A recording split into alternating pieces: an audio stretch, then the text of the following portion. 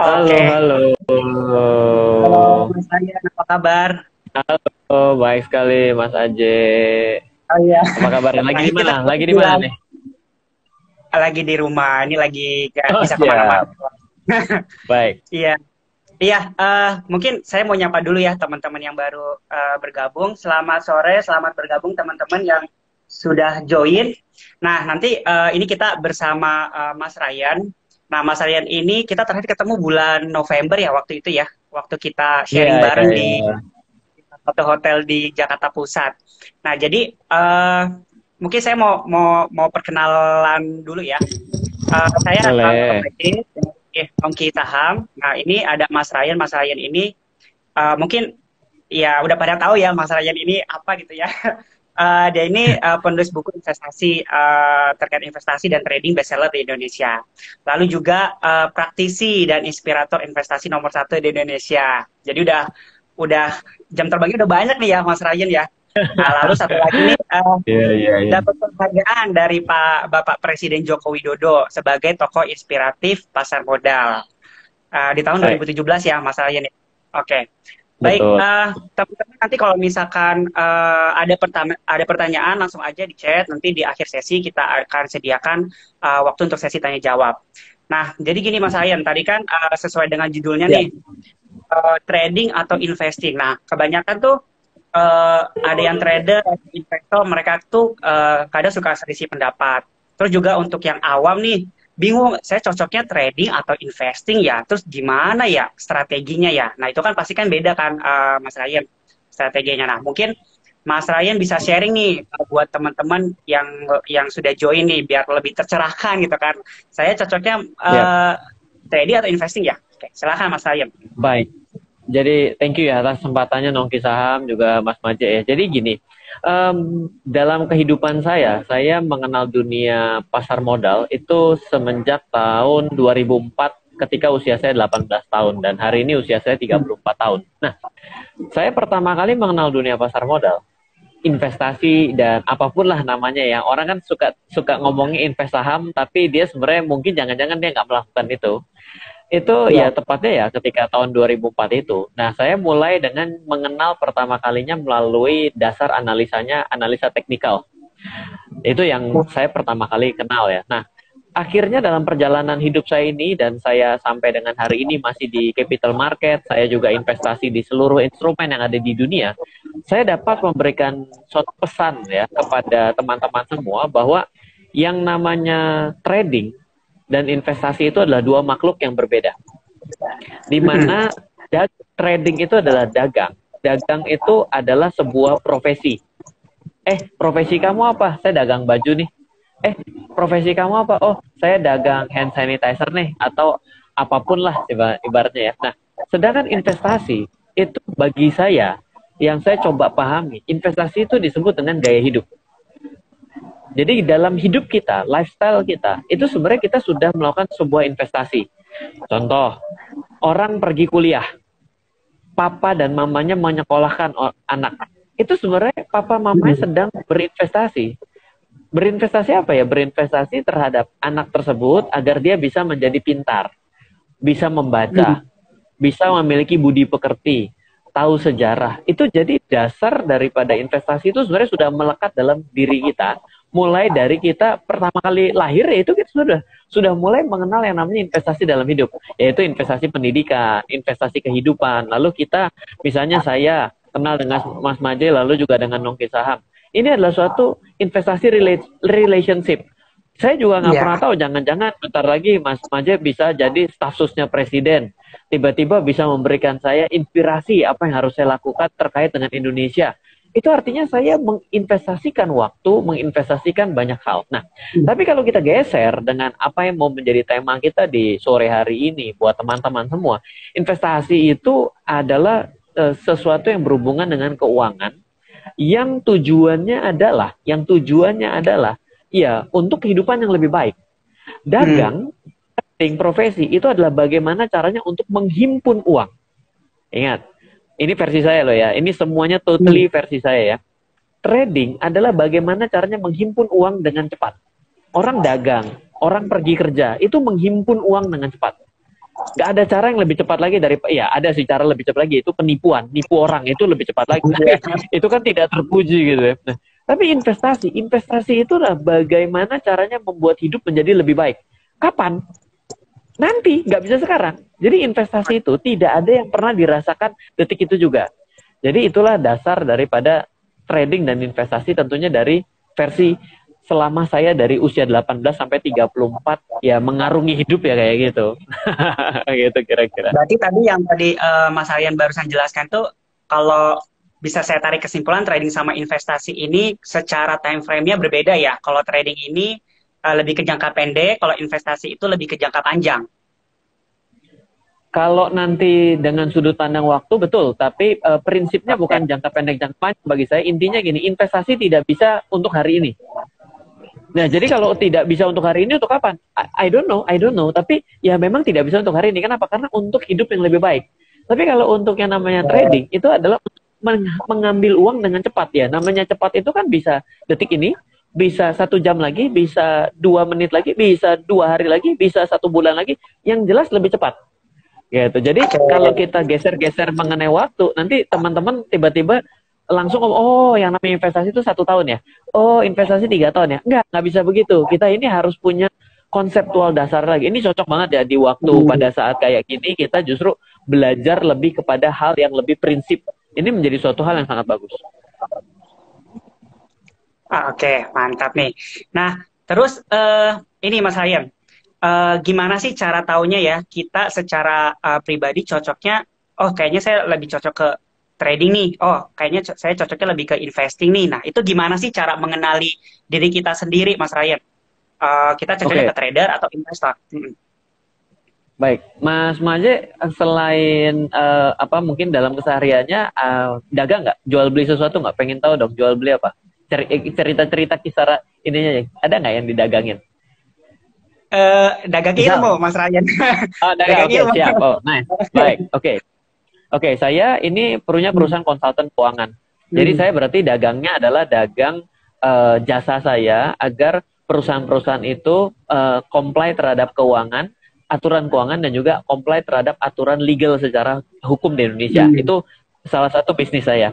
Berarti saya dagang. Pertanyaannya, apakah setiap orang bisa berdagang barang yang sama seperti yang saya lakukan? Bisa setiap orang melakukan sama persis?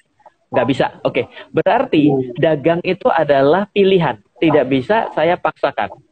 Jadi trading itu adalah nggak bisa dipaksakan kepada setiap orang. Bisa jadi belum nggak cocok. Nggak cocok. Tapi kalau tanya, kalau temen ada buka warung, terserahlah warung apa, kalau kurang modal saya mau dong invest. Saya nggak perlu tahu. Saya sebagai sleeping partner, saya sebagai investornya. Karena teman saya lebih paham. Dan semua usaha bisa saya lakukan hal yang sama. Artinya, secara alamiah, sebenarnya semua orang itu cocok dalam menanamkan modal. Tapi tidak semua orang cocok menjadi pelaku. Jadi kalau mau disimplifikasi, jawabannya adalah trading. Semua orang belum tentu bisa melakukan karena tidak memiliki kemampuannya, tidak memiliki waktunya, tidak memiliki mentalnya, tidak memiliki segala-galanya. Tapi kalau investasi, sebenarnya semua orang itu bisa melakukan karena dilakukan oleh orang lain sebagai sekutu aktifnya dan kita menjadi orang yang pasif. Jadi bisa, jawabannya siapapun berinvestasi. Tapi tidak semua orang bisa trading. Oh, baik. Nah, kalau misalkan gabungan nih kombinasi trading sama investasi gitu ya. Ada orang-orang nyebutnya investasi sama trading gitu. Jadi invest trader kayak gitu. Nah, itu bisa juga nggak, Mas Ryan? Jadi, saya maunya juga investing sekalian trading. Bisa, oke. Sekarang gini, saya tidak mau menjawab secara langsung karena tanpa sebuah dasar contoh, orang akan terfokus kepada jawabannya, tapi bukan cara berpikir ya. Sekarang saya coba tanya, misalnya saya itu setiap hari jadi konsultan. Lama-kelamaan usaha konsultan saya ramai juga ya. Saya akhirnya kongsian dengan Mas Maje, yuk ikut yuk. Mas Maje saya ajarin caranya, nanti saya ajarin lagi, misalnya nih ada lagi nih kan tim saya Ibu Lia ngerti ya, siapapun semua saya ajakin, tiba-tiba kita menjadi membuka sebuah usaha atau bisnis yang besar, suatu firma usaha lah. Berarti ketika kita membuka firma, itu kan kita perlu membuat kantornya yang bagus, saya perlu buat kartu namanya, saya perlu buat websitenya. Nah, seketika kita melakukan itu kita tiba-tiba menjadi seorang pebisnis dan investor. Kenapa? Karena kita tidak lagi fokus kepada usaha konsultannya, tapi kita menjadi seorang investor bersama-sama untuk sebuah kemajuan bersama-sama untuk masa yang akan datang. Jadi jelas saja bisa. Dua hal ini bisa dilakukan bersama-sama. Tapi tetap saja dasarnya tidak semua orang cocok dalam day by day terhadap dagangannya. Tapi semua orang itu cocok dalam menanamkan modal.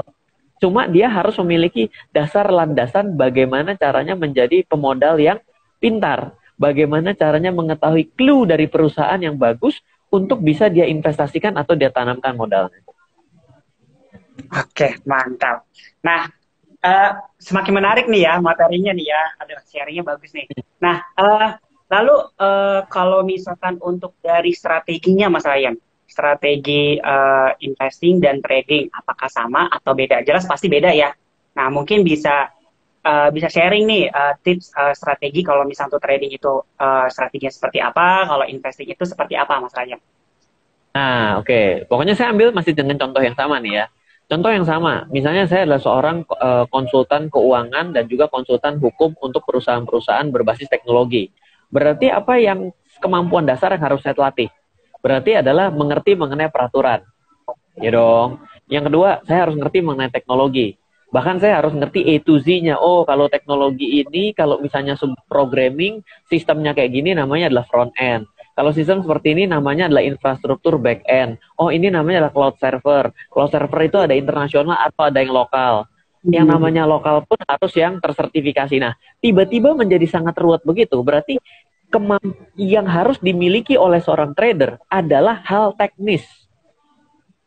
Sehingga dia bisa menjalani day by day. Bila dia tidak memiliki hal teknis, berarti sebenarnya kualifikasi dia menjadi seorang trader sudah pasti tidak akan berhasil. Dia harus mengerti, oh apa itu yang disebut dengan server? Oh apa itu yang disebut dengan server internasional? Apa bedanya yang namanya co-located untuk server dengan yang namanya cloud base? Dia harus ngerti. Berapa harga cloud base? Berapa harganya untuk membedakan antara cloud base ini by kuotanya atau ternyata by waktu bulanannya ternyata unlimited kuotanya. Nah, tiba-tiba menjadi sangat teknis begitu. Kalau, apa itu? Kayaknya saya baru dengar kemarin. Kenapa saya nggak tahu? Oh, berarti memang Anda bukan pebisnis di situ. Berarti yang namanya trader harus tahu hal detailnya untuk day by day. Syaratnya menjadi seorang trader. Menjadi seorang investor, itu nggak perlu tahu hal ruwet. Kenapa? Kan dia sudah mempercayakan kepada orang lain yang paham kita di belakangnya taruh duit.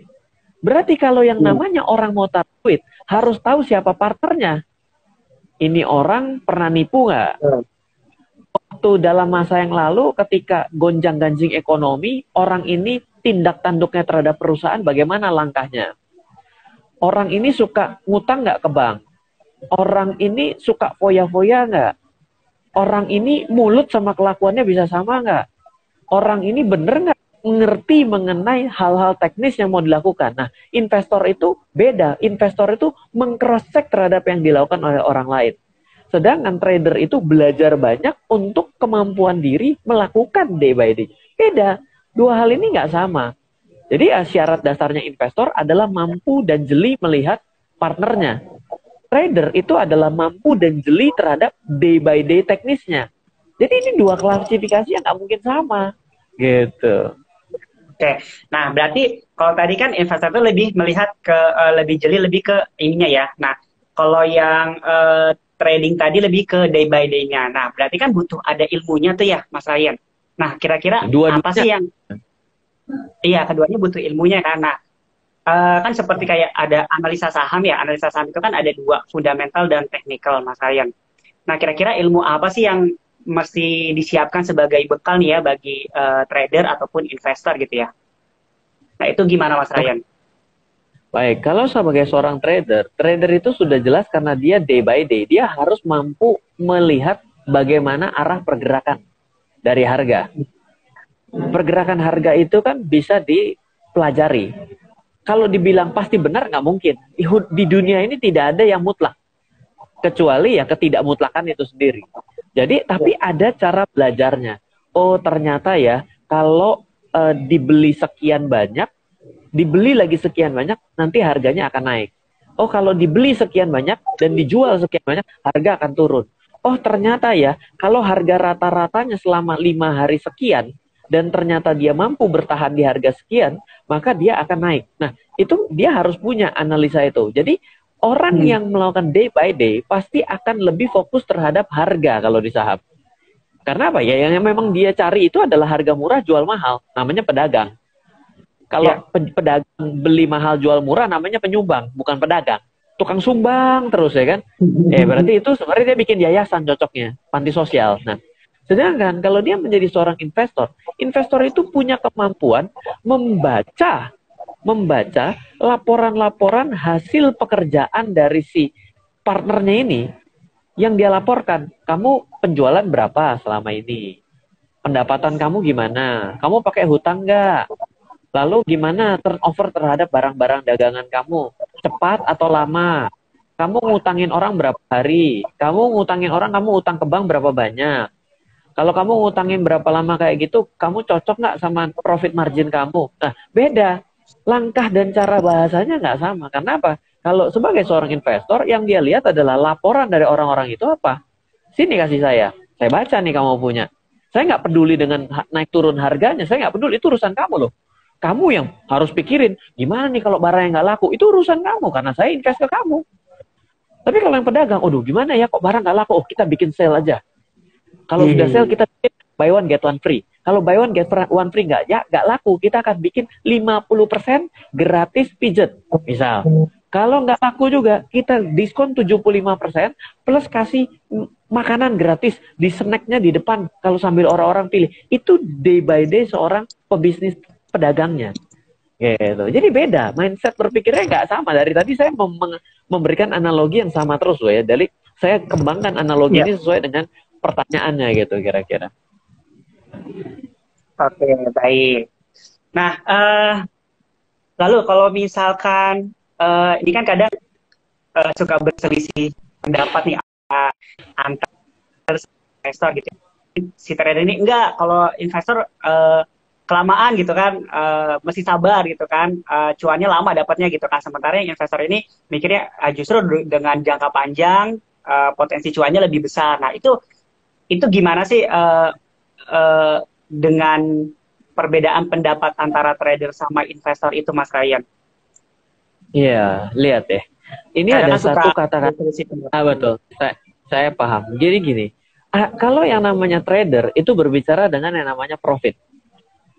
Kalau saya jual barang 100, modal saya 50, maka profit saya 50%. Karena 100 potong 50 per modal awal. 100% dong. Kalau 50 ke 100 berarti 100% ya. Nah, sedangkan seorang investor itu bicara adalah return on investment. Pengembalian terhadap modalnya dia yang sudah dia tanamkan. Contoh sederhana, saya bikin pabrik susu. Berarti yang pertama kali saya harus investasi di mesinnya. Mesinnya harganya 10 miliar.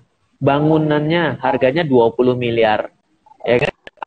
Sapinya sekian. Habis itu biaya kesehatannya, ongkos modal kerjanya untuk orang yang merah susunya, dan lain sebagainya. Total general saya punya investasi adalah 100 miliar. Tahun pertama keluar profitnya berapa? 10 miliar. Apakah 10 miliar itu benar menjadi profit? Nggak profit loh bagi dia. Karena kan dia 100 miliar. Return on investment, pengembalian terhadap return saya, itu baru 10% dari 100 miliar. Beda sekali dengan seorang pedagang. Kalau pedagang itu, saya nggak tahu. Urusan return, orang nggak ada invest di saya. Yang saya lakukan adalah, modal saya adalah 10.000 rupiah. Saya berhasil menjual barang ini 15.000. Total general dengan potongan-potongan biaya-biaya, biaya Tokopedia lah, biaya Bukalapak, dan lain sebagainya, adalah 1.000. Berarti saya untung 4.000. Berarti 4.000 dari 10.000, saya mendapatkan profit masuk kantong 40%. Beda nggak omongannya? Jadi jelas aja dengan cara dua ini kita tidak bisa menyatakan yang mana yang lebih besar. Jelas saja yang namanya investor itu akan panjang. Kenapa? Sebelum dia menghasilkan profit, dia harus return on investment dulu. Karena apa? Yang ditanamkan itu tidak bisa ditarik. Misalnya dia bilang, baru hari kedua nih pabriknya jalan. Tolong pabriknya tutup deh. Jangan buka pabrik lagi. Loh, gimana Pak? Iya, yaudah saya mau minta uang saya kembali. Mana bisa Pak? Kan udah jadi batu bata. Ya. Kan udah jadi mesin, kan udah jadi sapi, kan udah jadi selang, kan udah jadi ini itu. Kalau Bapak likuidasi sekarang, Bapak jualin ngeteng, hasilnya nggak mungkin kembali 100 miliar. Nah, kenapa bisa seperti itu? Karena disebut dengan investment, penanaman barang ditanam jelek ke dalam, nggak bisa dicabut. Kalau yang namanya orang dagang, beda di duitnya. Jadi kalau dua ini jelas, yang mana yang lebih cepat udah nggak usah ditanya. Trading pasti cepat. Kenapa? Karena duitnya tetap ada. Kalau investment, duitnya nggak ada. Duitnya udah ditanam ke dalam. Ketika duitnya kembali pun, itu bukan untung, tapi return on investment. Pengembalian terhadap modal yang sudah dia tanam. Konotasinya nggak sama. Gitu. Oke. Nah, ini analoginya enak nih ya. Mas Raya ini ngejelasinnya pakai analogi yang mudah dipahami nih. Nah, mungkin kayak ini banyak rupa. Iya. Nah ini maksudnya banyak banget ya pertanyaan-pertanyaan muncul. Mungkin kita langsung ke sesi pertanyaan aja kali ya. Dari Oka_Paris, saya juga ada pertanyaan. Gimana nasihati trader gorengan yang suka cari bisikan orang dalam atau bandar supaya tobat? Padahal udah kena dia TP, tapi masih terus berusaha balas dendam loss selama dengan cara yang sama. Jadi mungkin intinya Iya, jadi gampang begini ya. Kita tidak bisa meminta orang lain berubah. Kan logikanya sederhana gini. Saya punya teman yang nakal sekali. Dia selalu aja pergi ke tempat-tempat yang abu-abu itu loh, yang tempat-tempat pijet nggak beres itu loh ya. Hobi sekali kemana-mana gitu. Namanya pijet plus. Saya bilang, lu nanti mati loh. Wah nggak bisa begini, tetap ada alasannya ini itu, gue bosen lah segala macam. Ya kan sampai satu hari dia sakit. Sakitnya ternyata diidentifikasi karena hobinya jajan. Akhirnya dia bilang, waduh, gue nyesel ya. Tadi gitu gue udah telat. Kenapa? Kita bisa jelasin. Setelah dia sakit, tiba-tiba udah nggak lagi. Jadi kita ini hanya bisa ngasih tahu. Geram, iya biar aja. Kenapa? Itu rugi dan untungnya dia. Kalau dia tidak pernah sakit, teman saya akan bilang, bodoh lu, ini kan ikut jajan sama saya. Dia bilang begitu. Tapi karena dia sudah pernah, kita hanya tahu, kita hanya bisa membatasi diri kita. Kenapa? Kita bilangin orang lain, kamu jangan begini, nggak bisa. Orang lain ini memiliki kendali atas dirinya sendiri, jangan buang tenaga. Sama seperti yang saya lakukan. Saya mengedukasi, saya dari Sabang sampai Merauke, ikut Otoritas Jasa Keuangan dan Bursa Efek Indonesia. Saya sudah mengerti dengan kultur orang Indonesia. Kita hanya bisa kasih tahu, kamu investasi. Kenapa? Kamu rugi loh. Indonesia ini diinvest oleh orang luar negeri. Kenapa kamu nggak mau? Lama Pak, enakan main money game. Terserah. Sampai kapan? Sampai dia sadar, oh ternyata saya salah. Ya sudah, syukur kalau dia sadar sebelum dia mati. Kalau dia sampai bablas mati ternyata dia tetap salah, itu sudah urusan dan konsekuensi hukum dia. Jadi jangan kita yang pikirin, yang penting kita tetap berbuat benar. Jangan kita menjadi ikutin gini. Oh dia juga gitu ya, gorengan gede loh untungnya. Kalau gitu saya ikut deh. Nah itu namanya kita terpengaruh hal yang salah. Jangan ikut-ikutan salah. Kasih tahu boleh, tapi kalau dia nggak mau, ya udah berarti ya sudah cukup. Sampai kapan? Sampai dia sadar sendiri. Bisa jadi ternyata dia memang punya hoki di sana. Nggak bisa dibilang. Teman saya yang jago sekali judi. Sebulan sekali. Ini kalau nggak ada COVID begini, selalu pergi ke Genting, pergi ke Makau, pergi ke Marina Bay, selalu pulang bawa duit. Kenapa? Karena dia memang profesional gambler. Profesinya profesional gambler. Mau kita bilang, jangan gambling loh. Loh, seumur hidup dia gambling dan dia nggak apa-apa kok. Gitu ceritanya. Mantap. Oke, Mas Ryan, lanjut pertanyaan selanjutnya dari Betty_Dremo. Pak, kalau investor pemula, lebih baik invest jangka panjang atau jadi trader? Ya, baik. Jadi gini, saya yakin siapapun yang tidak alergi dengan lawan jenisnya ataupun tidak alergi terhadap sesama jenisnya, terserah deh. Kalau alergi lawan jenis, jangan-jangan dia suka sesama jenis ya. Kita nggak bisa bilang. semua yang pemula, semua yang pertama kali pacaran, pasti orangnya nggak sabar. Pasti deh, oh pokoknya selalu pengen ketemu, selalu pengen chatting, selalu pokoknya pengen yang aneh-aneh deh, pokoknya dari yang bener nggak bener itu urusan dia. Oke, kenapa begitu? Kan sama gue cap kampak. Apply gue cap kampak, kalau mau sesuatu diem aja, dia udah tahu nih targetnya kan. Pelan, ya kan. Begitu udah saatnya, set langsung sikat. Kenapa bisa begitu? Karena dia punya pengalaman dan dia sudah punya tingkat kesabaran. Jadi, semua yang pemula, walaupun dinasehati bahwa investasi itu perlu dilakukan sedini mungkin, itu tidak bisa. Kenapa? Karena dia ingin sekali membayangkan, mengimajinasikan, membeli sahamnya yang pertama kali untuk profit. Berarti profit itu kan ketika dibeli dan dijual dan dalam keadaan untung kan. Dia akan cenderung mau merealisasikannya. Jadi nggak bisa kita ajarkan untuk orang langsung investasi jangka panjang 20 tahun lagi tanpa dia pernah merasakan kenikmatan jangka pendek. Karena manusia ini kan punya otak primitif. Jadi pasti menurut saya kalau ditanyakan apakah lebih baik investasi, yes, itu perlu dilakukan. Kalau trading bisa jadi dalam satu titik hidup Anda menyatakan saya nggak cocok nih menjadi seorang trader, bisa jadi loh ya. Tapi itu tidak bisa kita kita paksakan. Kenapa? Karena seorang pemula itu ingin mendapatkan keberhasilan jangka pendeknya. Oke, gitu kira-kira jawabannya. Jadi setiap orang dia beda-beda ya. Jadi kalau misalnya dia ada pengalaman trading, kalau misalkan selama pengalaman dia trading cocok, ya go ahead gitu ya Mas Rani ya. Tapi kalau misalkan ternyata udah dialami dan ngerasa kayaknya, aduh nggak cocok nih, rugi terus, udah investasi, nah itu it's okay gitu ya Mas Rani ya. Iya. Kira-kira begitu. Oke, lanjut. Oh, banyak banget nih pertanyaannya. Dari Andi Clinton, 17. Cara memilih sekuritas yang bagus, gimana Mas Ryan? Baik, sekarang saya juga akan tanya kepada Mas Andi. Mas Andi, bagaimana cara memilih mobil yang bagus dan memilih handphone yang terbaik? Begitu saya tanya sama 200 orang punya preferensi yang berbeda. Oh, saya mau mobilnya yang ceper. Saya mau mobilnya yang hatchback.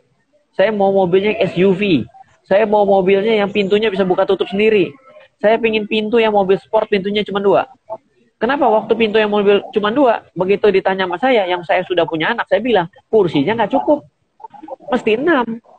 Kenapa? Anak saya suka keluar jalan-jalan di mobil. Nggak bisa. Nah, kenapa bisa begitu? Karena memang tidak ada barang terbaik. Tidak ada sekuritas terbaik. Yang ada adalah sekuritas yang cocok dengan Anda. Contoh, saya pengguna Mac. Tanya sama sekuritas, kamu punya software untuk Mac nggak? Nggak ada, Pak. Ya berarti satu, nggak cocok. Yang kedua, tanya lagi, saya ini analisa fundamental. Data-datanya bisa saya tarik Excel nggak? Nggak bisa lah, Pak. Bapak pakai program aja, lihat, banding-bandingin, program software kita bagus kok. Nggak mau, saya mau analisa sendiri. Ya nggak bisa, Pak. Ya berarti 2, nggak cocok. Lihat lagi, lebih jauh lagi. Pak, punya web base nggak? Kadang-kadang saya kalau di luar negeri, saya nggak sempat aplikasi karena diblokir web base. Nggak ada, Pak. Saya adanya Android doang sama iOS doang. Ya berarti cocok, nggak cocok 3. Pak, saya suka lihat pasar nego. Bapak bisa kasih lihat nggak di sistem Bapak pasar nego secara live tanpa saya harus telepon? Nggak bisa, Pak. Nggak cocok 4. Nah, susah. Karena apa? Karena punya preferensi berbeda-beda. Ada yang bilang, saya mau semuanya lengkap. Nggak ada. Dicari nggak ada. Selalu ada kelemahan dan keunggulan. Nah, memang itulah yang disebut dengan produk. Mencari sekuritas terbaik bukan juga karena fee-nya murah. Kenapa? Kalau murah, dia juga akan susah mendapatkan keuntungan. Kalau sedikit mendapatkan keuntungan, bagaimana caranya melakukan perusahaan itu melakukan pengembangan? Mari berpikir ulang. Jadi belum tentu kalau fee transaksinya murah, belum. Jadi tergantung dari ini ya, preferensi juga ya. Jadi nggak bisa ngeliat ke sana juga ya. Oke, baik. Betul. Fadila Hendy, fundamental, technical, dan news. Betulkah baiknya harus semua disesuaikan untuk investor ataupun trader? Oke. Dalam trading sebenarnya tidak terlalu diperlukan semua informasi itu. Trading itu resepnya cuma orang yang disiplin. Kalau untung berani diambil, kalau rugi berani diambil. Jadi trading itu pentingnya adalah punya strategi, dijalanin. Plek ke tiplek, udah dah, jangan omong yang lain. Plek ke tiplek.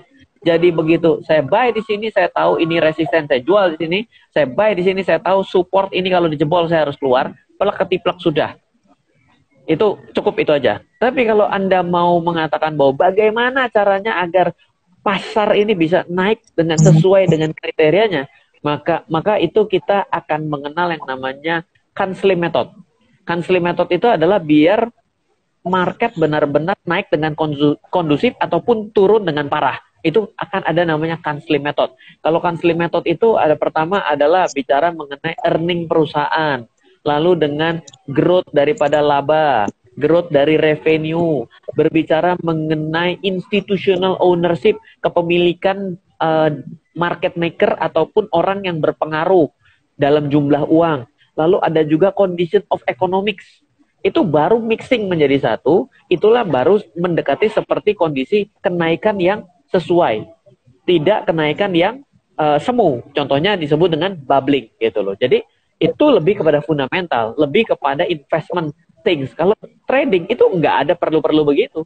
Nggak perlu juga liatin berita. Kenapa? Berita akan datang selalu terlambat. Kok bisa Ryan tahu? Karena sebelum berita itu muncul, pasti akan ada orang yang tahu.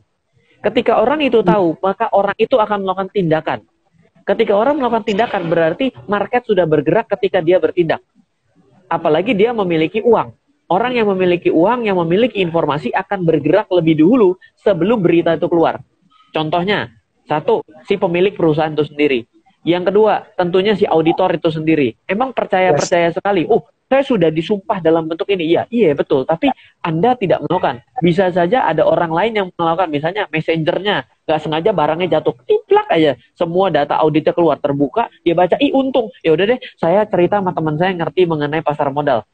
Artinya dinding selalu berbisik. Itu market menjadi inefisien ataupun bergerak selalu ke arah efisien memang benar. Tapi apakah akan selalu mencari efisiensi pada satu titik? Nggak pernah terjadi. Karena apa? Karena kesempurnaan itu nggak ada. Jadi ya itu jawabannya. Kalau trading nggak perlu lihat yang aneh-aneh. Kalau Anda berpikir berita Anda jadikan sebagai satu patokan, ada di luar sana orang yang jauh lebih cepat sebelum berita itu muncul ke Anda bertindak. Berarti Anda kalau percaya akan selalu terlambat. Berarti kalau trading lebih fokus ke pergerakan harga aja ya, Mas Ryan ya? Yes. Dan sesuai dengan strategi. Oke, baik. Iki Hidayat 1, saya mau bertanya Mas Ryan, dalam konteks saham, ini kayaknya sudah ya, tadi pertanyaan mirip sama, sebagai orang yang pemula investasi saham, baiknya investor atau trader? Oke, tadi sudah dijawab. Gio Tardi, apakah benar jika analisa fundamental Indonesia, apakah benar jika analisa fundamental di Indonesia hanya berlaku untuk saham-saham blue chip? Apakah benar analisa fundamental? Sebenarnya begini ya, cara memahami fundamental itu mungkin hanya based on laporan keuangan. Itu adalah suatu hal yang misleading menurut saya. Saya belajar analisa fundamental itu dari tahun 2008. Dulunya sebelum 2008 saya adalah orang yang tidak mau belajar mengenai fundamental. Kenapa? Karena menurut saya gini, pasar bergerak dengan cepat. Laporan keuangan keluar per kuartal. Ada orang gila mana yang mau mengambil keputusan untuk sesuatu yang bergerak cepat, tapi dilihat hanya per 3 bulan sekali. Nggak logis buat saya, itu nggak masuk gitu ya.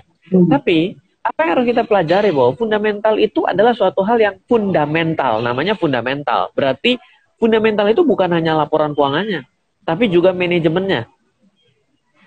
Tapi juga produk-produknya. Apakah produk-produknya benar ada di pasar? Apakah benar? Apakah ada di dalam kondisi dalam sehari-hari? Bagaimana dengan manajemennya itu menanggapi suatu isu yang terjadi? Bagaimana caranya mereka keluar dari krisis? Pada akhirnya adalah laporan keuangan itu adalah salah satu bagian saja. Jadi, kalau dibilang, hanya pada perusahaan kecil tidak berlaku. Ya, justru semua perusahaan besar dimulai dari perusahaan kecil. Berarti selama dia masih kecil, kita nggak perlu lihat. Manajemennya nggak usah dilihat. Kalau udah gede, berarti udah terlambat juga. Kan ada dua sudut pandang. Investasi dalam keadaan mencari harta karun terpendam, sebut dengan value investing, atau mencari barang yang sudah pasti bagus, yang disebut dengan growth investing. Nah, kalau kita meniadakan laporan keuangan dan seluruhnya terhadap fundamental bagi perusahaan yang kecil ini, kita akan selalu mencari, ya nggak akan dapat saham-saham yang seperti harta karun terpendam ini, gitu. Oke, ini banyak banget Mas Ryan pertanyaannya nih. Bentar. Aku coba pilih-pilih. Oke, dari Gatot Bayu Wibowo. Kalau tadi kan Mas Ryan memberikan tips trader sendiri, terus investor sendiri. Nah, ini ada pertanyaan nih, menarik dari Gatot Bayu Wibowo. Tips menjadi trader sekaligus investor. Saya tidak memisahkan sih keduanya. Saya juga melakukan keduanya. Jadi pada akhirnya setiap orang yang sudah memiliki jam terbang yang cukup itu akan bisa memisahkan hal itu keduanya. Yang paling mudah kalau mau melakukan itu keduanya adalah dengan cara memisahkan rekening yang Anda miliki, baik untuk trading dan investasi. Ini juga menjadi salah satu tips bagi Anda mencari sekuritas. Karena apa? Banyak sekuritas yang tidak memperbolehkan Anda untuk membuka dua rekening. Jadi ya ini menjadi salah satu kurasi lah buat Anda. Jadi bagi Anda yang menjadi seorang trader, Anda karena suka untuk dagang, karena saya juga seorang pedagang dari awalnya, saya tetap melakukan. Saya melakukan pada market Indonesia, saya juga melakukan pada market Amerika, saya juga trading di cryptocurrency, saya juga trading di forex, saya juga melakukan itu dalam keseharian saya. Kemarin pun saya juga baru menjual emas posisi karena dia sudah berada di dalam area resisten menurut saya. Saya juga menjual, tadi malam saya menjual saham Disney Company karena saham itu berada di area resisten. Tapi saya berusaha untuk membeli saham Exxon, malam tidak keburu karena ternyata Exxon tidak turun. Jadi saya menjadi pelaku dalam seluruh market. Dan bagi saya itu hal yang santai saja. Tapi apakah saya tetap invest? Of course saya tetap invest. Saya punya saham-saham dalam negeri, saya juga punya cryptocurrency yang saya hold, saya juga punya saham-saham Amerika yang saya miliki, saya juga selalu memiliki kontrak emas yang selalu saya akumulasi. Jadi, Anda bisa menjadi seorang investor karena Anda mau untuk masa depan Anda punya simpanan aset, Anda suka dengan trading karena Anda mau menghimpun dana lebih besar untuk Anda investasikan, salahnya kan nggak ada. Gitu. Oke, baik. Lanjut ke pertanyaan Dinda Rich Viela. Untuk investor pemula di saham, maksimal ada saran berapa emiten saham blue chip yang harus dibeli, Mas Ryan? Wah, ukuran-ukuran begini semuanya subjektif, Mas. Jadi, Mas apa Mbak tadi ya? Itu kayaknya Mbak deh. Mbak, itu Mbak Dinda, Mbak Dinda. Iya, subjektif Mbak Dinda karena tidak ada ukuran. Kalau saya biasanya kalau trading, saya pastikan tidak lebih dari 5. Kenapa? Karena kalau banyak banget akhirnya kan bingung ngawasinnya ya. Yes. Tapi kalau misalnya investasi sih, selama Anda ngerasa bahwa barangnya bagus, Anda mau invest, mana pernah sih punya aset dilarang-larang punya berapa ratus biji, kan nggak pernah gitu. Ya kira-kira gitu. Nah, jadi balik lagi ya ke kitanya ya, maksudnya kalau misalkan emang disesuaikan dengan kemampuan kita ya, kalau misalnya kita ada waktu manage banyak sahamnya di portofolio ya monggo gitu ya. Cuman kita masih perhatikan lagi pertimbangan dari segi waktu gitu ya, waktu, modal juga kali ya Mas Ryan ya, kalau modalnya. Betul. Dari modal juga seperti itu. Lalu dari NCH Korompis, Coach Ryan, wah dipanggilnya Coach nih. Coach Ryan. Saya mau bukan pelatih lah. Gimana cara cari tahu harga per lembar saham? Oh mungkin harga wajar saham kali ya? Gimana cara cari tahu harga per lembar saham? Baik, cara melihat sebuah kewajaran harga saham gitu ya. Ini kan adalah bagaimana menaksir nilai. Seperti Anda itu seperti juru taksir. Jadi kalau Anda pikir ya ada sebuah barang lah nih, atau di depan saya nih ada plastik kayak gini. Anda saya minta, ayo tentuin dong berapa harganya. Anda mungkin akan bilang gini, ya udah Ryan, kamu lihat aja plastik ini kira-kira bahan baku sama produksinya berapa. Harganya 3.000, ya udah tambahin margin dah 20%. Berarti harganya menjadi 3.600. Berarti itu adalah harga dasar yang menjadi wajar bagi Anda. Yang jadi masalah 3.000, Anda mau naikin margin berapa? Itu berarti subjektifnya di situ. Ada juga begini, Ryan, ini nggak bisa dong dibilang 3.000. Kenapa? Ini jangan kita nilai dari bahannya, tapi lihat dari siapa yang bikinnya. Ternyata yang bikin ini adalah suatu pengrajin kelas internasional yang barangnya cuma satu di dunia. Tiba-tiba nggak lagi 3.000 perak, ini bisa jadi 20 juta. Lalu bisa juga, ih Ryan, kalau naksir ini salah, ini mereknya loh, mereknya ini bukan merek Daiso, tapi mereknya adalah Da Vinci Code. Ini peninggalan terakhir dari Da Vinci loh. Tambah mahal lagi jadi 3 juta dolar gitu. Nah, itu menaksir harga itu menjadi sangat subjektif, tergantung dasar acuan menaksir harga wajarnya itu pakai apa. Kalau dalam saham, satu, kita bisa lihat berdasarkan growth-nya. Yang kedua, berdasarkan revenue-nya. Yang ketiga, berdasarkan dividennya. Berdasarkan laba bersih per lembar saham dibandingkan dengan rata-rata penurunan harga secara bulanan atau tahunan. Bisa juga menggunakan net income modelnya. Bisa juga menggunakan metode lain dengan udahlah itu aja lah. Nanti tambah banyak tambah bingung. Oke. Iya, semoga menjawab ya. Tadi tuh MCH Korompis. Lanjut, dividen seeker. Wah, ini pasti investor yang nyari dividen gede nih. Cukupkah menabung saham hanya dengan analisa fundamental buat menghasilkan return on investment yang besar? Cukup. Kalau mau investasi melihat fundamental itu paling benar. Paling benar. Siap, baik. Lanjut, Hansel Ronaldo. Bagaimana cara perusahaan membedakan laba usaha untuk perusahaan tersebut dengan perusahaan induknya? Misalnya ASI, Astra, dan AALI. Karena setahu saya laba ASI diperoleh dari anak perusahaannya. Kita harus tahu gini ya, bahwa ada perusahaan yang memang menjadi perusahaan induknya. Biasa perusahaan induk itu tugasnya adalah untuk berinvestasi ke anak-anak usahanya. Dan juga bagaimana caranya memberikan arahan dengan melakukan diversifikasi usaha. Makanya disebut dengan induk usaha gitu ya. Nah, si Astra Grosari, United Tractor-nya Astra, Astra Grafia, dia akan berjalan sendiri. Dia akan berusaha untuk berbisnis sendiri, memiliki satu laporan keuangan sendiri yang akhirnya menghasilkan laba. Nah, labanya itu akan dikirim ke induk usahanya. Jadi selama si anak usahanya tidak bisa menghasilkan laba, maka induk usahanya akan terus suffering. Contohnya ya seperti MTech terhadap Bukalapak aja. Gitu. Oke. Berarti sebenarnya si AALI ini memberikan kontribusi juga ya kepada si ASI ya kalau dia laba. Betul. Ya justru memang hidup dan matinya induk adalah dari anak-anaknya. Baik. Aduh, banyak banget ini ya. Oke. Coba saya pilih yang kira-kira. Oke, dari Anitek 2020. Jadi returnnya investor hanya dividen. Kalau kondisi resesi misalnya seperti saat ini, apakah seorang investor jual sahamnya di awal-awal? Ya, masalahnya kalau semua orang tahu pada saat ini sudah terjadi penurunan begitu dalam, mungkin 6 bulan yang lalu semua barang udah dijual. Nobody knows. Jangan melihat ke belakang dengan cara menyesal. Karena menurut saya cara-cara kayak begitu nggak akan berguna. Dan juga jangan berusaha untuk melihat ke depan dengan cara mencari harga yang paling rendah. Karena apa? Karena tidak ada satupun yang mengetahui harga terendah itu. Mau siapa? Pak Jokowi, Bu Sri Mulyani, mau siapa lagi?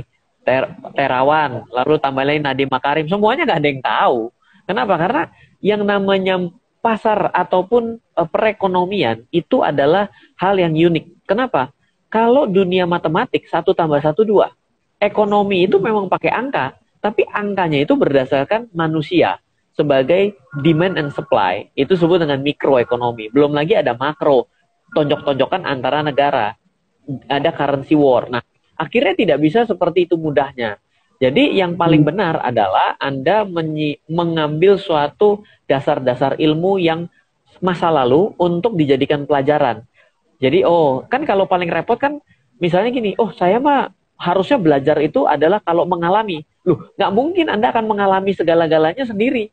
Contoh, tidak ada satupun orang yang hari ini pernah merasakan masalah yang sama dengan pandemi COVID ini. Kalaupun ada, terakhir adalah 1 abad yang lalu.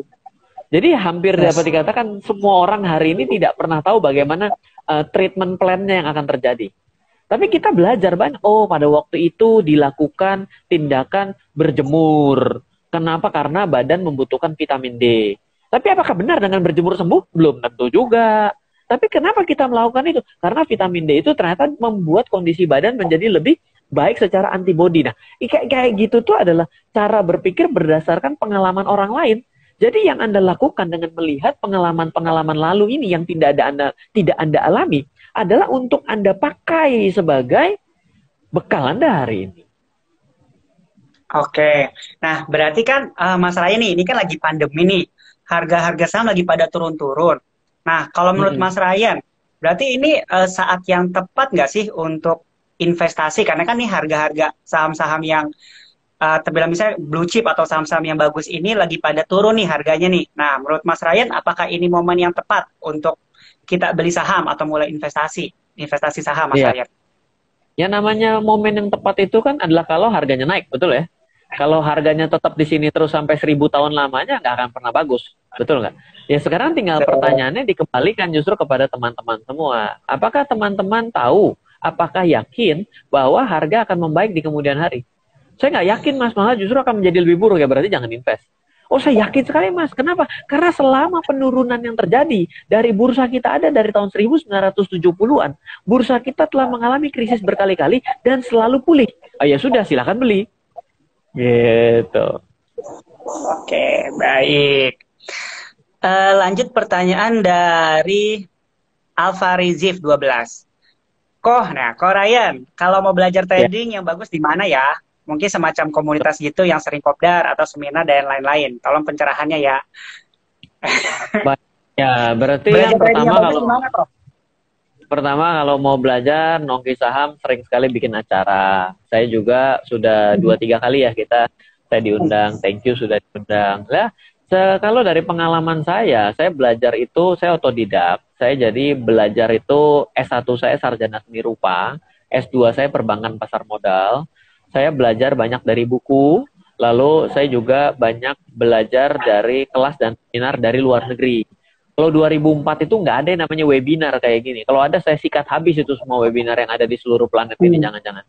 Jadi yang saya lakukan pada akhirnya itu membaca buku, mencoba, belajar, cari-cari orang yang jago, saya ikutin cara mereka melakukan, baik mereka di depan saya menjadi guru saya langsung, banyak sekali bandar-bandar bursa yang hari ini ada, dan yang sudah pensiun, itu sudah pernah saya pernah jadi pembantunya dalam beberapa hari atau beberapa bulan.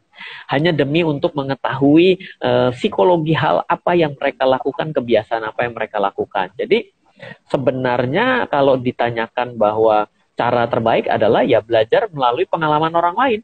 Melalui apa ya? Melalui komunitas, melalui buku-buku. Saya juga sudah menulis 17 judul buku. Kalau Anda mau cari di Gramedia ataupun Anda juga mau cari di Google dengan menulis buku Ryan Filbert, totalnya sudah ada 17. Bentar lagi ada 18. Contohnya kalau trading yang sudah menjadi bestseller nasional, mega bestseller nasional, totalnya sudah 30.000 eksemplar. Itu buku investasi saham ala swing trader dunia. Sedangkan kalau mau buku belajar investasi di Indonesia yang saya sudah tulis, yang juga sudah di atas 30.000, yuk belajar nabung saham. Buku itu adalah buku ke-15 saya yang juga diberikan pengantar langsung dari former Direktur Bursa Efek Indonesia, Direktur utamanya yaitu Bapak Tito. Jadi silakan seperti itu, Anda bisa juga belajar dari luar negeri. Tapi yang menjadi repot adalah kalau Anda pusing bahasanya, ya kan? Udah pusing bahasanya, pusing istilahnya, ya kan? Istilah di luar kan kadang-kadang dia kan ngomongnya bingung kita tuh. Apa itu ngomongnya ya? Return on earning, earningnya apa, onnya apa, returnnya apa gitu. Itu bisa begitu ya. Tapi itu kira-kira lah. Ini nyambung nih, masuk nih. Nah, bagi tadi kan Mas sebutin beberapa judul buku nih. Nah, kebetulan nih kan penulis buku tentang investasi, trading dan lain-lain. Nah, mungkin kalau untuk bukunya Mas Raya nih ya, untuk bagi teman-teman yang mau mulai trading bagi pemula ataupun yang investing untuk pemula, kira-kira judul buku yang bagi pemula trader atau investor itu judulnya apa nih Mas Ryan? Yang kira-kira Baik, bisa teman-teman baca. baik. Nah, kalau untuk Yang Mas Ryan trading, tulis. trading itu step by step. Kalau benar-benar dari zero, maka beli yang namanya buku Workbook Analisis Teknikal. Bukunya biru Oke. panjang. 2, ambil buku judulnya adalah Investasi Saham ala Swing Trader Dunia. Warnanya putih, tulisannya merah. Lalu yang ketiga, ambil judul namanya Trading versus Investing. Bukunya hitam, ada gambar banteng sama beruangnya. Yang keempat, ambil buku judulnya adalah Why Women as a Trader and Men as an Investor. Buku ini sudah sangat langka. Cari di marketplace kalau ada. Mungkin juga pasti tidak ada di Gramedia, sudah habis karena kita sudah beli habis. Sudah susah untuk dicari. Dan kita pun kehabisan. Jadi 4. Lalu kalau untuk investasi yang perlu Anda beli pertama adalah buku Yuk Belajar Nabung Saham, warnanya putih, bukunya agak besar, ada gambar pohon Yuk Nabung Saham. Yang kedua adalah investasi saham ala fundamentalis dunia. Investasi saham ala fundamentalis dunia warnanya biru. Lalu yang ketiga, kembali lagi trading versus investing, karena di dalam buku itu warna hitam itu ada dua-duanya. Lalu yang keempat, baca juga buku The Secret Stock Market in the Century, warnanya gold, ada gambar peti harta karunnya. Itu ada. Satu lagi yang terakhir, Investor Blueprint, warnanya biru. Kira-kira gitu. Nah, jadi teman-teman kalau misalkan mau mulai trading atau mulai investing nih, terus pengen beli buku nih, nah itu mungkin tadi sudah diberikan nih ya judul-judul buku yang kira-kira, nah tuh bukunya tuh judulnya tuh langsung step by step gitu ya, mulai dari yang basic sampai ke level yang selanjutnya. Teman-teman bisa cari ya di Gramedia atau di marketplace. Oke, lanjut ya Mas Ryan. Pertanyaan selanjutnya dari Trinot FOMO. Ini kayaknya lebih ke teknikal ya. Coach Ryan, kenapa ada beberapa emiten yang drop sampai nyentuh golden ratio? Yang pasti mantul, tapi masih tetap turun ke bawah. Apa belum waktunya mantul atau itu saham yang memang digoreng bandar? Gitu. Dalam kondisi pada saat ini, kalau teman-teman perhatikan, transaksi kita sudah drop dari bulan Oktober. Nilainya hanya separuhnya. Volume transaksi yang turun akan menyebabkan harga bergerak volatile atau liar pergerakannya. Jadi biasanya 0,5% itu sudah mewah, IHSG itu 0,5% sekarang bisa lebih 1,5%, kadang-kadang jeder langsung 2%. Kenapa? Karena transaksi yang kurang ini akan menyebabkan range harga akan bergerak begitu dinamis. Satu itu jawabannya. Yang kedua adalah berbicara mengenai golden ratio, itu adalah part dari analisa teknikal seperti Fibonacci. Mungkin dia menggunakan golden ratio Fibonacci. Iya, memang itulah namanya golden ratio kan. Makanya dia disebut dengan golden. Kenapa? Karena ketika garisnya sudah dibentuk, dia akan terkena garis itu gitu ya. Jadi kalau terkena garis selanjutnya ya berarti menyentuh golden ratio selanjutnya. Kalau turun lagi ya akan menyentuh golden ratio selanjutnya. Ya, memang itulah yang disebut dengan the art of analysis technical. Ya, buy on support atau ya kalau jebol ya stop loss gitu kira-kira. Oke, baik. Nah, dari Erlian FV, oke. Boleh ceritakan perjalanan Mas Ryan dari beginner, lalu bisa menghasilkan banyak dari saham. Kok bisa hingga dapat modal merit, properti, pembelajaran apa yang paling berbekas? Nah, mungkin sekali nih sharing nih pengalaman hidup Mas Ryan nih di bidang investasi nih. Boleh sharing, mungkin sekalian motivasi nih buat teman-teman yang lagi nonton. Baik, saya sebenarnya saya hanya dasarnya gampang aja bahwa kata orang ketika mengenal pasar modal itu adalah jembatan paling cepat untuk orang bisa kaya. Karena banyak sekali kata-kata seperti itu yang saya yakin juga berlaku pada hari inilah. Dimotivasi dengan kasih gambar Bill Gates lah, dimotivasi dengan gambarnya Jack Ma lah, dimotivasi dengan Mark Zuckerberg lah, Tesla lah, siapapun lah ditaruh di depan katanya investasi saham bakal seperti itu. Itu iklan bohong. Jawabannya iklan bohong. Jadi sebenarnya tidak bohong hanya separuhnya bohong. Jadi itu motivasi pertama. Nah, ketika Anda harus ketahui kalau Anda hanya mengenal dunia dagang, dunia sektoril, tanpa Anda mengenal pasar modal, itu akhirnya Anda nggak akan bisa meroket. Nggak akan bisa, karena pada akhirnya uang murah itu hanya ada di capital market. Jadi yang pertama kali saya pelajari, dulu saya juga sama dengan teman-teman juga yang mungkin baru pertama kali belajar, berpikir dengan cara-cara yang sederhana. Saya pingin kaya katanya adalah di pasar modal, saya trading saham, saya jual beli saham, tapi itu adalah hanya salah satunya. Hal yang pertama kali Anda akan dapatkan ketika Anda belajar mengenai pasar modal adalah mindsetnya. Mindsetnya itu kalau ada orang yang sampai mati, akhirnya mindsetnya nggak benar. Oke, tapi biasanya orang yang mulai berinvestasi di saham, mulai berinvestasi atau trading di saham, investasi di reksadana, membeli option, dan lain sebagainya. Options ya, bukan binary options ya, please dibedakan. Jadi, apa yang akan terjadi? Anda akan mengerti, oh ternyata ini adalah bagaimana uang beredar. Oh ternyata bahwa investasi itu enak ya, bisa pasif tapi menghasilkan uang dalam bentuk dividen. Kok dividennya kecil sekali? Bagaimana caranya membesarkan dividen? Kok ternyata dijual dibeli seperti ini, saya untungnya gede 5%, 10%, tapi kok saya nggak dapat uang lebih banyak? Oh ternyata uang saya kurang lebih banyak lagi. Oh ternyata saya kurang sabar. Ketika saya jual, saya naik harganya. Begitu turun, saya lepas, harganya naik lagi. Saya kurang sabar, saya kurang disiplin. Jadi mindsetnya itu tertanam menjadi orang yang lebih tenang, lebih pelit. Pelit itu kadang-kadang nggak terlalu buruk gitu ya. Karena mungkin udah rem blong ya, berarti kalau rem tandas berarti nggak salah gitu. Jadi banyak hal dalam pengalaman hidup saya itu sebenarnya saya akhirnya berpikir ini memang harusnya jalan hidup yang benar kalau orang mau mencapai satu titik sampai pada akhirnya uang bekerja buat dia. Kenapa? Karena kalau menurut saya orang tidak akan pernah bisa bekerja terus-menerus sampai mati. Ada sih orang bilang, itu loh kerja sampai mati nggak apa-apa. Iya, karena hobi. Tapi bukan karena uangnya. Karena kalau karena uangnya akan sangat berbahaya. Orang itu akan merasa dikejar-kejar dan akhirnya akan terlibat dengan hutang. Coba sekarang berpikir, orang-orang yang pada hari ini mati duluan pada hari ini, itu mati bukan dalam arti kata dia meninggal karena COVID gitu ya, tapi karena dia tidak bisa punya penghasilan, lalu dia punya hutang, berarti dia mengalami double masalah. Nah, kenapa mereka berhutang? Karena bisa jadi mereka membelanjakan uang lebih banyak daripada mereka mendapatkan. Berarti itu karena mereka tidak mengerti keuangan. Kenapa mereka tidak mengerti keuangan? Karena mereka tidak pernah mengambil prinsip investasi. Nah, jadi kira-kira itulah cerita-ceritanya perjalanan hidup saya. Kalau dibilang apakah saya mendapat untung banyak, itu kan sifatnya hanya suatu pendapat ya. Bisa banyak dan sedikit, bagi saya banyak, bagi Bill Gates nggak ada artinya. Bagi saya sedikit, bagi orang lain itu adalah segala-galanya. Kita tidak bisa bicara uang banyak dan sedikit. Tapi yang jelas adalah perubahan cara kita berpikir itu menjadi seorang investor dan pelaku di pasar itu banyak yang merubah cara berpikir kita. Itu yang penting sekali. Kalau Anda tidak pernah mengubah cara berpikir Anda tidak akan pernah bisa mengubah pendapatan Anda. Gitu.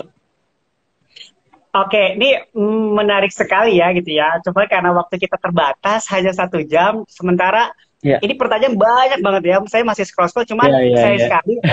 Mungkin teman-teman di sini kayaknya kalau saya perhatiin ya IG-nya Mas Ryan aktif banget tuh ya, sering ngadain live IG bareng sama account IG yang lain. Nah teman-teman bisa join nanti selanjutnya follow aja Instagramnya Mas Ryan Filbert ya. Nah nanti tinggal ikutin aja tuh, nanti suka muncul lagi live IG bareng sama account IG yang lain. Nah nanti bisa tanya lagi gitu karena kita waktunya terbatas. Nah terakhir nih sebelum closing Mas Ryan, mungkin ada closing statement nih sebelum kita tutup Mas Ryan terkait topik kita hari ini. Baik, yang pertama berhentilah jadi follower, di mana maksudnya jangan berhenti sebagai follower itu adalah mengikuti informasi-informasi dari orang begitu banyak. Memang benar cara untuk menjadi sukses pertama kali dengan ATP, amati tiru plek. Tapi menurut saya ATP itu tidak berlaku dalam instrumen investasi dan dunia keuangan. Karena apa? Karena Anda cenderung dibodohi ketika Anda melakukan itu di dunia keuangan. Dalam dunia bisnis Anda bisa lakukan. Oh ternyata dia jago dalam jualan, saya akan ikuti cara dia jualan. Itu bisa. Jadi berhentilah menjadi follower dan mengikut-ikut di dunia keuangan. Belajar yang penting. Pelajari apa yang membuat dia sukses, bagaimana caranya. Dan jangan pernah, bukannya karena saya punya kelas, bukannya Nongki Saham juga sebagai komunitas, jangan pernah berpikir bahwa mahal ya belajar. Belajar itu justru murah dibandingkan Anda akhirnya rugi. Kenapa? Karena kalau dengan Anda keluar uang, Anda sebenarnya ya bukannya karena mau jual 9, enggak, ini enggak ada hubungan ke sana juga. Tapi punyalah mindset bahwa uang yang Anda bayarkan untuk belajar itu akan menjadi bernilai berkali lipat dalam kantong Anda. Itu harus terjadi. Saya dalam kondisi gini nih, ini nih lihat buku nih itu. Padahal saya tadi mau sharing mengenai good to great. Tapi karena temanya begitu banyak sekali mengenai trading versus investing, saya tidak bisa sharing. Tapi ini sangat bagus sekali untuk pemahaman kita dalam keadaan market yang chaos gitu ya. Itu penting sekali bagi Anda. Jadi berhenti untuk selalu ngikutin orang lain. Oke, gitu. Oke, Mas Ryan, ini kita... Terima kasih Anda telah menyaksikan RF Channel. Sumber informasi dan inspirasi kecerdasan finansial, bisnis, dan strategi investasi oleh Ryan Filbert dan tim.